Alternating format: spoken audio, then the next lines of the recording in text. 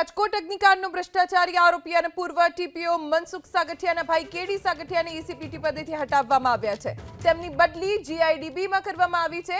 ભ્રષ્ટાચારી ભાઈની files clear કરી છે કે કેમ તે અંગે પણ તપાસ શરૂ કરવામાં આવી છે।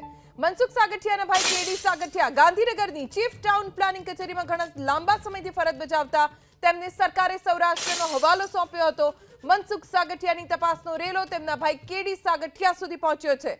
મનસુખ સાગઠિયાની પૂછપરછ કરવામાં આવી અને પૂછપરછમાં તેના કેટલાય બેનામી વ્યવહારો મળી આવ્યા છે, બેનામી સંપત્તિ મળી આવી છે, કરોડોની રોકડ, સોના ચાંદીના દાગીના મળી આવ્યા છે અને ગેમ ઝોન અગ્નિકાંડમાં હવે સાગઠિયા બંધુઓ ઉપર ગાજ કેમ મનસુખ સાગઠિયાના ભાઈ કેડી સાગઠિયા મનસુખ સાગઠિયા જે વિભાગમાં કાર્યરત હતો એ વિભાગના સાહેબ હતા તેના ભાઈ કેડી સાગઠિયા અને બંને ભાઈઓએ મળીને અત્યાર સુધીમાં કોઈ ભ્રષ્ટાચાર કર્યું છે કે નહીં તેની તપાસ પણ કરવામાં આવી રહી છે અને એટલે જ કેડી સાગઠિયાની બદલી કરી દેવામાં આવી છે।